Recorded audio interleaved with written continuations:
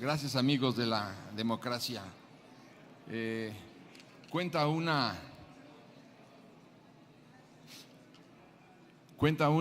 tradición africana que quien hace uso de la palabra en ese momento se tiene que pararse en un solo pie. Y cuando se cansa y tiene que bajar el otro pie, ahí se acabó el discurso. Quisiera decirles que en aras de que viene Corina Machado a las 12:30, tengo que apurarme a hablar y a contarles a ustedes un poco, a narrarles mi punto de vista. Lo primero que quisiera confesar es que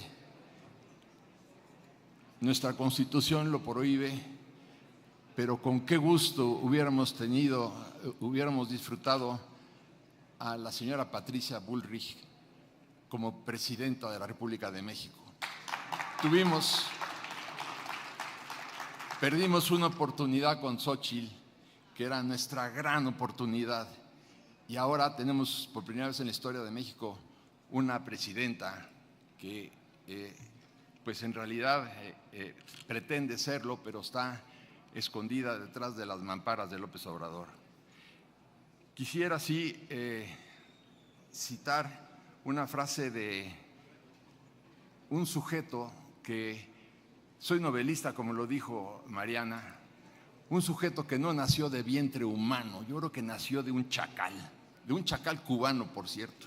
Yo con esto ya me adelanto, pero decía Fidel Castro: los que nos han acusado de comunistas no han hecho más que inventar el pretexto, inventar la mentira con que tratan de combatir todo movimiento que lucha por la verdadera democracia. Esto dijo Fidel Castro.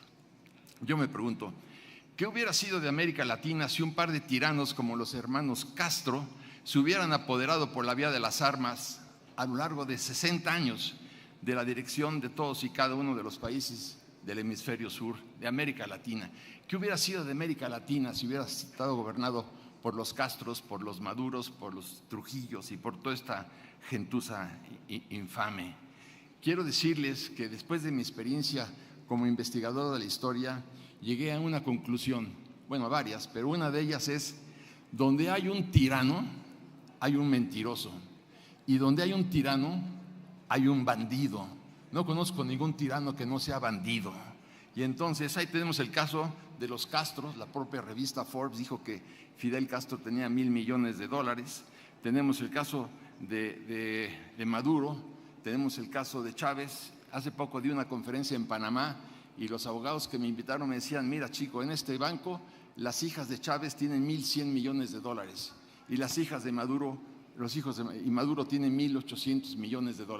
Quien piense que el día que derroquen este miserable sujeto que funge como dictador de Venezuela va a volver a manejar su camión, se equivocan. Millones de personas han abandonado Cuba, Venezuela y Nicaragua. Y yo me pregunto, cuando se imponga en México esta nueva reforma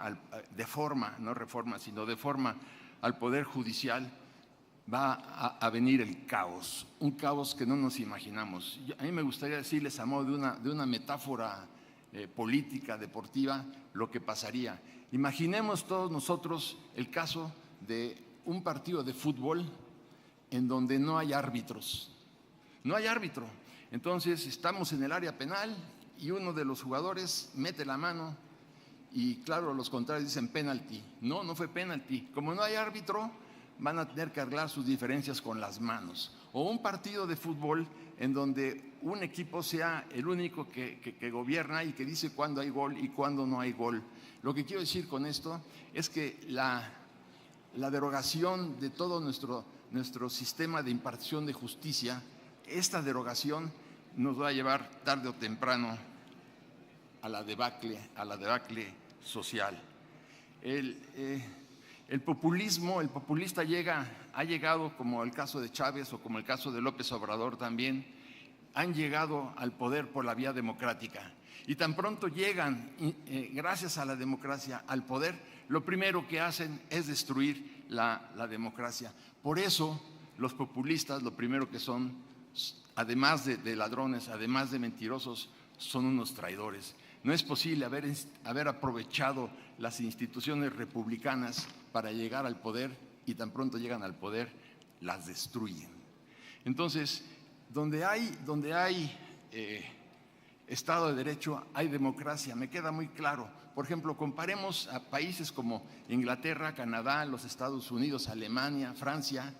Donde hay democracia es porque hay un Estado de Derecho. Donde no hay Estado de Derecho, tampoco hay democracia. Y comparemos entonces estos países con Cuba, donde veamos qué Estado de Derecho puede existir en Cuba, en Venezuela, en Nicaragua y el que va a existir en México. Cuando se destruye el Poder Judicial, cuando se destruye el Estado de Derecho, se destruye la democracia. Y entonces tiene consecuencias sociales y económicas de toda naturaleza. Entonces, no es posible que el sistema de impartición de justicia o que la justicia en nuestro país se llegue a impartir de acuerdo a los estados de ánimo del presidente, expresidente de la República, que sigue en la presidencia, aunque esté oculto, porque después de todo, él es el que gobierna. Él controla el Congreso de la Unión, él controla la Cámara de Diputados, él controla a los senadores y ahora va a controlar el Poder Judicial. ¿Cómo se llama un país en donde una sola persona controla el Poder Ejecutivo, el Legislativo y el Judicial, como ahora va a acontecer en nuestro país? Entonces, yo creo que una de las grandes fragilidades de nuestro país, de México y de América Latina, es precisamente que fracasamos en educación. Y entonces, ¿qué sucede? En México, en 1821, el 80% de los mexicanos no sabían ni leer ni escribir. Y si no sabes leer ni escribir, tampoco puedes generar recursos. Y ese 20% que sí sabía leer y escribir y que se capacitó es el que crea hoy las desigualdades. Pero lo peor de todo es que, sabiendo, por ejemplo, López Obrador, que en México había 50 millones de pobres, lo que hizo es disponer de los recursos públicos para regalar dinero y comprar las voluntades electorales. Por eso lo peor que le puede pasar a un país es que un populista llegue, se apropie del ahorro público y con él se aproveche y lucre con las necesidades de la gente. Y por mucho tiempo, porque mucha gente que está muy necesitada prefiere recibir una cantidad de dinero con tal de que voten y se eternicen el poder estos malvados morenistas. Entonces, lo más curioso de todo es que yo nunca he creído en las culpas absolutas. No creo en las culpas absolutas. Entonces, ¿dónde termina la culpa del gobierno y comienza la culpa de la sociedad?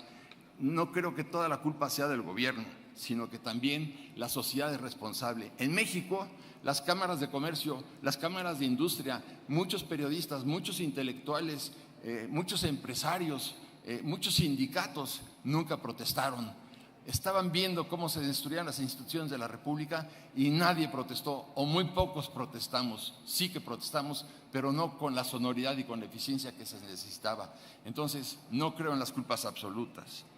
Y también creo que no hay justicia sin libertad. Entonces, yo me pregunto, si ahora, por ejemplo, en junio del año que entra, vamos a elegir, imagínense, en un solo día,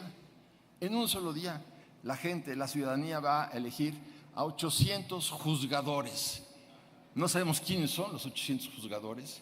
Obviamente, Morena sí sabe quiénes son los 800 juzgadores. López Obrador también lo sabe.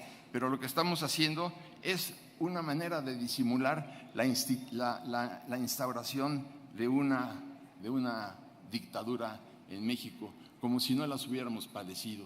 Estamos dando un brinco atrás de por lo menos unos 115 años si nos instalamos en la dictadura, 100 años si nos instalamos en la dictadura de Victoriano Huerta. Es increíble que lo primero que es también un populista es un individuo cruel, porque lucra con las necesidades ajenas.